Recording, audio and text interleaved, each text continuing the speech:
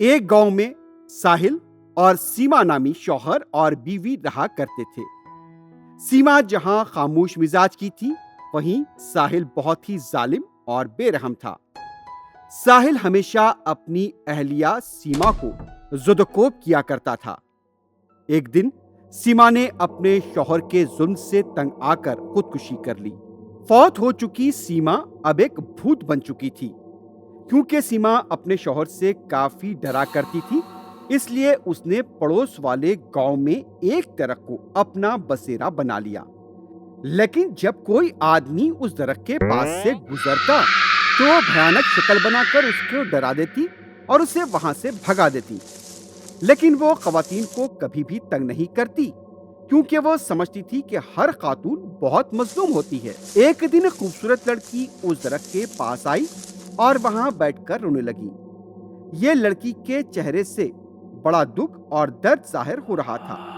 لڑکی کو اس حال میں دیکھ کر سیما کو بھی بہت دکھ ہوا اور وہ درخت سے اتر کر لڑکی کے سامنے آئی اور اس سے کہنے لگی، کیا تمہیں مجھے دیکھ کر ڈر نہیں لگ رہا ہے؟ میں تو مرنے والی ہوں، مجھے تم جیسی بھوتنی سے کیوں ڈر لگے گا؟ میں زندگی سے تنگ آ گئی ہوں۔ آخر تمہیں کیا تکلیف ہے؟ تم زندگی سے کیوں تنگ آ چکی ہو؟ مرنا کیوں چاہتی ہو؟ میری مصیبت کا حل کوئی نہیں نکال سکتا، لیکن تم بتاؤ تم بھوت کیوں بن گئی ہو؟ میرا نام سیما ہے، میری کہانی دکھ اور درد سے بھری ہوئی ہے۔ میں پڑوسی گاؤں کی رہنے والی ہوں۔ میرے شوہر کا نام ساحل ہے، وہ بہت ہی کنجوس، ظالم اور بے رحم شخص ہے۔ اس کے ظلم و ستم سے تنگ آ کر میں نے خودکشی کر لی۔ میرا نام شالنی ہے، میں اس جنگل کے پڑوس والے گاؤں میں رہتی ہوں۔ ہمارے گاؤں کے زمیندار لڑکے مدھو اور میں ایک دوسرے کو بہت چاہتے ہیں، لیکن ہماری شادی اس لیے نہیں ہو سکتی کیونکہ وہ زمیندار لالچی اور امیر ہے، جبکہ میں بہت غریب ہوں۔ میرے والد کی آمدنی بھی بہت کم ہے۔ زمیندار نے جو جہیز کا مطالبہ کیا ہے وہ ہم نہیں دے سکتے۔ شالنی کی کہانی سن کر سیما بھوتنی کو بہت غصہ آیا۔ شادی کی وجہ سے ہی میری موت ہوئی ہے، یہ سننے کے بعد بھی تم شادی کرنا چاہتی ہو؟ کیا تم بیوقوف ہو؟ مجھے مرد لوگ بالکل پسند نہیں ہے۔ تمہارا شوہر ظالم اور برا شخص تھا، اس کا مطلب یہ تو نہیں کہ سبھی مرد ظالم اور بے رحم ہوتے ہیں۔ مدھو بہت اچھا لڑکا ہے۔ اب تمہاری مرضی، جاؤ جا کر شادی کر لو، میں کیا کہوں گی؟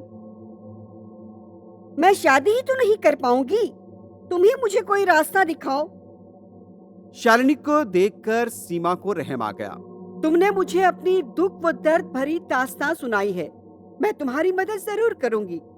میں بھی اس زمیندار کی بیوی کے جسم میں داخل ہو جاؤں گی اور اس سے ایک اچھا سبق سکھاؤں گی۔ تمہیں پریشان ہونے کی ضرورت نہیں ہے۔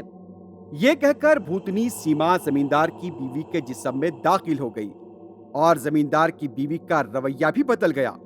وہ زمیندار سے گھر کی صفائی کروا رہی تھی اور اس سے پانی منگوا رہی تھی۔ سوتے وقت زمیندار کو پلنگ سے نیچے گرا کر اس کے سینے پر بیٹھ کر اس کا گلا بھی دبانے لگی۔ یہ دیکھ کر زمیندار ڈر اور خوف میں مبتلا ہو گیا۔ فوراً اس نے بھوت بھگانے والے مالی نامی جادوگر کو بلوایا۔ جادوگر نے زمیندار کی بیوی کو رنگولی میں بٹھا دیا اور اس پر پھر منتر پڑھنے لگا۔ اس نے پوچھا، کون ہو تم؟ کیوں اس کے جسم میں داخل ہوئی ہو؟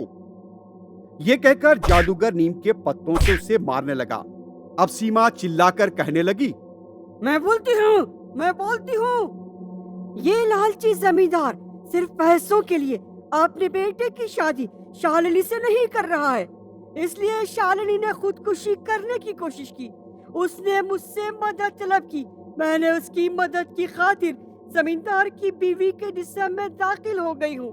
اگر زمیندار اپنے بیٹے مدھو کی شادی شالنی سے کروا دے تب میں اس کی بیوی کے جسم سے باہر نکل جاؤں گی۔